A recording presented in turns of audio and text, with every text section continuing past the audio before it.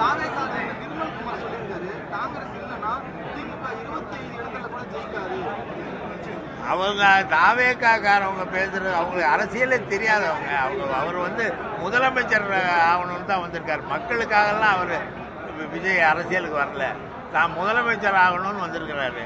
அந்த மாதிரி ஆசையோடு வர்றவங்க கட்சியில் மக்களுக்காக போராடணும், மக்களுக்காக குரல் கொடுக்கணுங்கிற எண்ணமே இல்லாமல் தான் முதலமைச்சர் ஆகணும்னு ஒற்றை குறிக்கோளோட வர்றவர் பேசுறதுக்கெல்லாம் நாங்கள் பதில் சொல்ல முடியாது. சார், நாங்குநேரி விவகாரத்தை குறிப்பிட்டு இதுதான் சட்டம் ஒழுங்கு லட்சணமா அப்படின்னு தாவேக தலைவர் விஜய் அறிக்கை கொடுத்திருக்காரு. இதுதான் சொல்றேனே, அவங்க மணிப்பூரை கண்டிச்சு பேச சொல்லுங்க.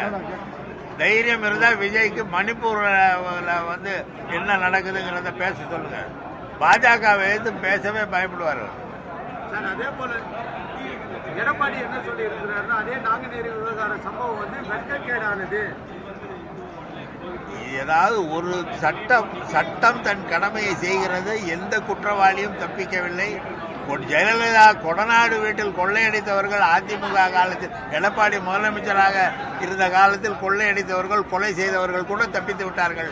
ஆனால் இந்த ஆட்சியிலே ஒரு காவல்துறைக்கு ஒரு புகார் வந்தாலும் குற்றவாளிகள் உடனடியாக கைது செய்யப்பட்டு நடவடிக்கை மேற்கொள்ளப்படுகிறது என்பதை பார்த்து கொண்டுதான் நாம் இருக்கிறோம். பிரதமர் 2 ஸ்டேட்மெண்ட் முக்கியமா சொல்லியிருந்தார். ஒன்னு, திருப்பரங்குன்ற விவகாரத்துல உண்மை வெளியே வரும், திமுகவோட முகம் வெளியே வரும். இன்னொன்னு, மீண்டும் ஆட்சியை பிடிக்கலாம்ன்ற கனவுல திமுக இருக்கிறதுன்னு சொல்லிட்டு 2 விதமான ஸ்டேட்மெண்ட். அவரே அதுக்கு பல கனவுல தமிழ்நாட்டுக்குள்ள நுழையலான்னு அவங்களே கனவு காணும் போது, ஆட்சியில் இருக்கிற கட்சி மக்களுக்கு நன்மைகள் பல நல்ல திட்டங்களை வழங்கிய கட்சி, மக்களோடு இருக்கிற கட்சி. எங்கள் முதலமைச்சர் எங்கு சென்றாலும் மக்கள் மகிழ்ச்சியோடு வரவேற்கிற காட்சிகளை எல்லாம் பார்க்கிறோம்.